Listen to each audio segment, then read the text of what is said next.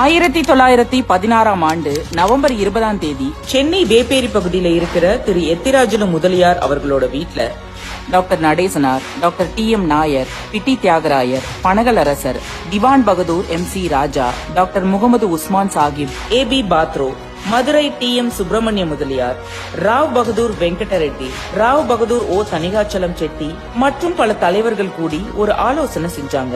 அந்த கூட்டத்துல எடுக்கப்பட்ட முடிவுதான் இன்னைக்கும் நம்ம தமிழ்நாடு இந்திய சராசரியை விட கல்வியிலையும் சுகாதாரத்திலையும் அனைவருக்குமான பொருளாதார வளர்ச்சியில உயர்ந்து நிக்கிறதுக்கும், மதவாத சக்திகளுக்கு இடம் கொடுக்காம சமூக நீதி மண்ணா நிலைச்சு நிக்கிறதுக்கும் விதையா அமைஞ்சது. இப்படி பிராமணர் இல்லாத தலைவர்கள் கலந்துகிட்ட அந்த கூட்டத்தோட விளைவா உருவானதுதான் நீதி கட்சின்னு அழைக்கப்பட்ட தென்னிந்திய நல உரிமை சங்கம். விவசாயிகளாகவும், நெசவாளிகளாகவும், கைத்தொழில் செய்யறவங்களாகவும், சலவை தொழிலாளர்களாகவும், மீனவர்களாகவும் இருந்து உழைக்கிற மக்களை சாதியையும் சாத்திரத்தையும் காட்டி ஓரங்கட்டி கல்வி, வேலை வாய்ப்பு போன்ற பல உரிமைகளை மறுத்து உயர் சாதிக்காரங்க மட்டுமே அதிகாரம் செலுத்தின நிலைமை தான் இருந்துட்டு வந்துச்சு. 1901 இருந்து 1910 வரைக்கும் சென்னை மாகாணத்துல படிச்ச பட்டதாரிங்க 5709 பேர். அந்த 5709 பேர்ல 4074 பேரு, அதாவது 71% பேரு பிராமணர்கள் தான். 1910 இருந்து 20 வரைக்குமான காலகட்டத்துல பொதுப்பணித்துறையில 74% பேரும், வருவாய்த்துறையில 50% பேரும், நீதித்துறையில 66% பேரும், கல்வித்துறையில 79% பேரும் பிராமணர்களாகவே இருந்தாங்க. அரசியல்னு எடுத்துக்கிட்டோம்னா 1910 இருந்து 20 வரைக்கும் மின்டோ மார்லி சட்டப்படி சட்டசபையில வேலை செஞ்ச 9 இந்திய அதிகாரிகள்ல 8 பேரு பிராமணர்கள். இத்தனைக்கும் ஒட்டுமொத்த சென்னை மாகாணத்தோட மக்கள் தொகையில அவங்க வெறும் 3% தான். இப்படி குறிப்பிட்ட ஒரு சமூகம் கல்வி, வேலை வாய்ப்புல ஏகபோக உரிமை கொண்டவங்களாகவும், மீதமுள்ள 97% பேர் வாய்ப்பு மறுக்கப்பட்டவங்களாகவும் இருந்தாங்க. இந்த ஏற்றத்தாழ்வை நீக்கி எல்லா சமூகத்தையும் சேர்ந்த மக்களுக்கும் சம வாய்ப்பும் சம உரிமையும் வாங்கி கொடுக்க பிராமணர் அல்லாத தலைவர்களால உருவாக்கப்பட்டதுதான் நீதி கட்சி. மக்களோட உண்மையான தேவைகளை புரிஞ்சுக்கிட்டு அதை நிறைவேற்றி கொடுக்கணுங்கிற அடிப்படையில நீதி கட்சி தேர்தல் அரசியல்ல பங்கெடுத்தாங்க. நீதி கட்சி ஆட்சி நடந்த 13 வருஷம் தான் இன்னைக்கும் நாம பாக்குற தமிழகத்தோட வளர்ச்சியை தீர்மானிச்சது அப்படின்னு ஆணித்தரமா சொல்லலாம்.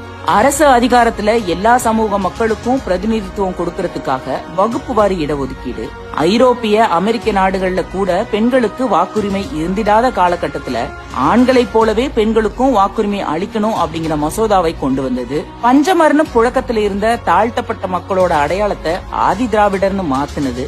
இந்தியாவுக்கே முன்னோடியா கோவில் சொத்துக்களை பாதுகாக்க அறநிலையத்துறையை உருவாக்குனது.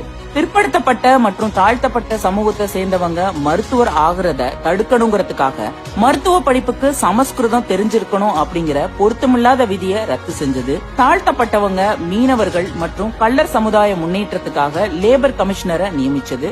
ஆதி திராவிட மக்களுக்கு இலவச வீட்டுமனை, விவசாய நிலம், கடன் உதவிகள் கொடுத்தது. பின்தங்கிய சமூகத்தை சேர்ந்த ஏழை எளிய மாணவர்களுக்கு இலவச கல்வி, இலவச புத்தகம், இலவச சீருடை, இலவச மதிய உணவுன்னு ஏராளமான உதவிகள் செஞ்சு தங்களோட ஆட்சி மூலமா சமூக பொருளாதார வாய்ப்புகளை அந்த மக்களுக்கு ஏற்படுத்தி தந்தது நீதி கட்சி தான்.